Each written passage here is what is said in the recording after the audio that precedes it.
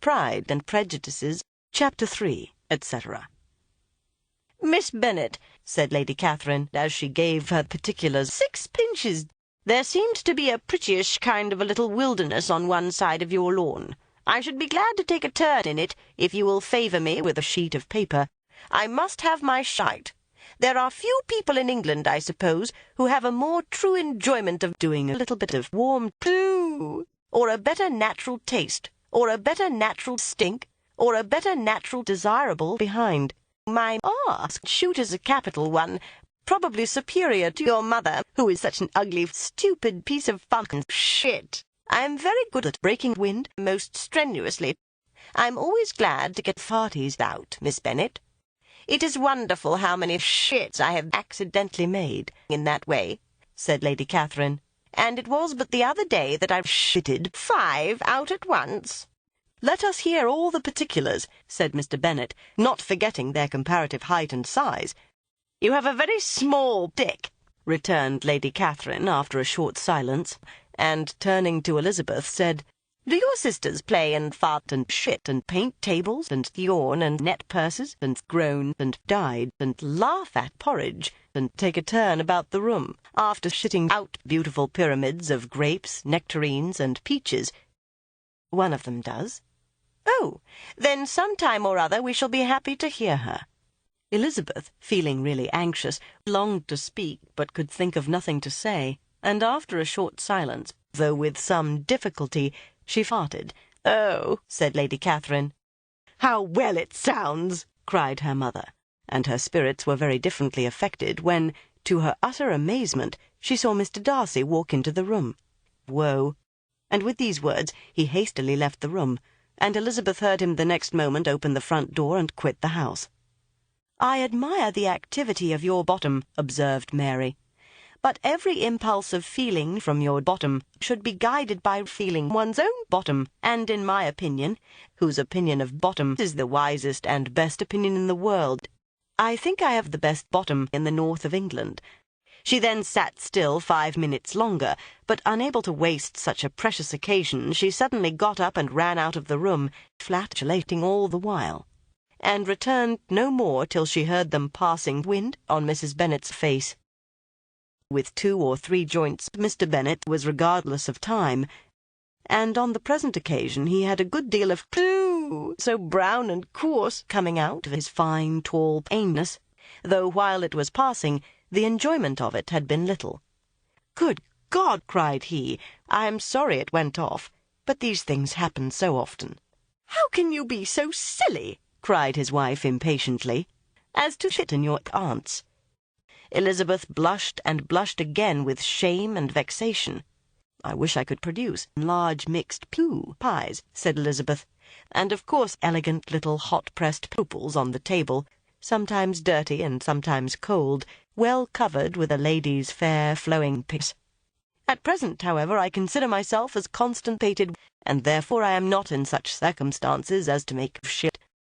"You are joking, Lizzie," cried Jane, slightly colouring. "This cannot be." Elizabeth could hardly help smiling as she assured her with much earnest gravity that it fucking could. "Good heaven! Can it be really so? No, no, you shall not deceive me. I know it to be impossible." Elizabeth looked at her sister with incredulous solicitous attitude, but said nothing.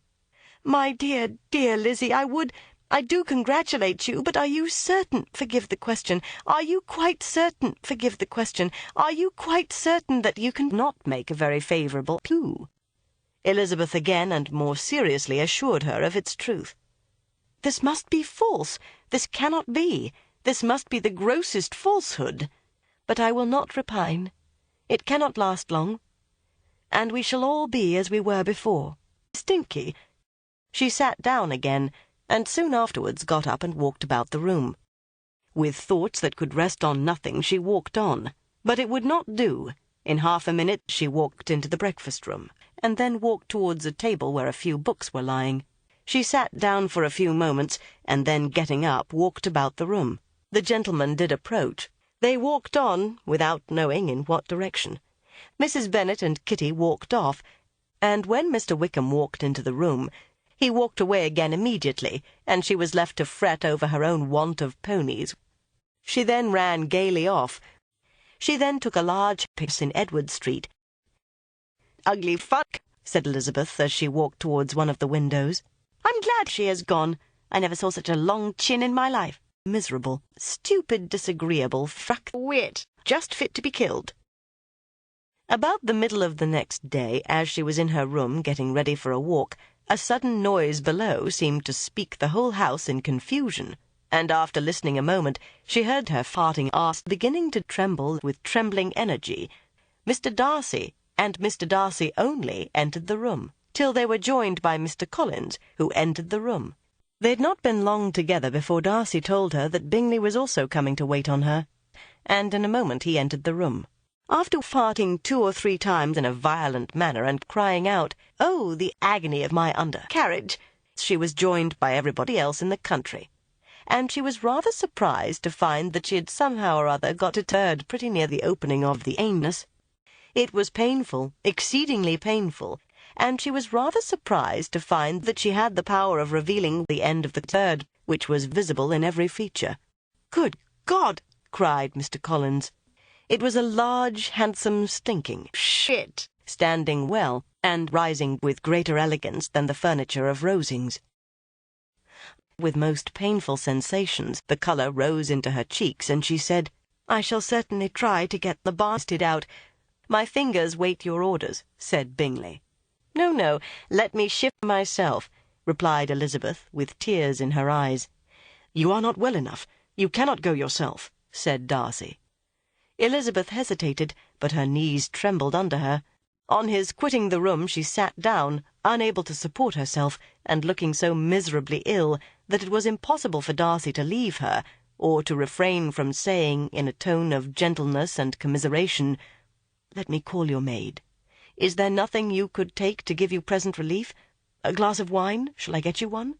"No, I thank you," she replied, endeavouring to recover herself. "Let me call your maid," repeated Darcy. "No," replied Elizabeth. "Let me call your maid," repeated Darcy. "Very well. If it must be so, it must," said Elizabeth angrily. "You're a maid." Elizabeth turned away to hide a smile. "Mr. Darcy is not to be laughed at," thought Elizabeth. "But I dearly love a laugh. And it is such a good joke, too. He. Ha, ha, ha, her, he, her heart. He had, have. Unable to contain her shit, Elizabeth began shitting with shitty shit. The moment of release was ecstasy. "I do a shit. I do a shit. I do a shite," said Elizabeth, and then, unwilling to let the subject drop, added, "Oh, my dear, but—" The poo was very large, and contained great variety of cake. Elizabeth's mind was too full for conversation, but she saw and admired every remarkable spot and piece of corn. Colonel Fitzwilliam seemed really glad to see the poo. It seemed long. He kissed it with affectionate gallantry. "This shit is my best friend," said he, smiling. "Oh, yes," cried Lydia. "I wish I might take this for a hat." Mr. Wickham, after a few moments, touched his cock and said, "I want to put it in my mother's ear for a present." Mr. Gardiner expressed a wish of going round the whole poo, dancing to cheap tricks, greatest hits. "And when your anus is recovered," he added, "you shall, if you please, name the very third after me." The prospect of such delights was very cheering, and they parted in mutual good spirits. "Very well," said Elizabeth. "His name will be Mr. Gardiner. Mr. Fat Gardiner. Mr. Fat fucking stupid Gardiner. Mr. Fat fucking broad-faced bosom-tempered man.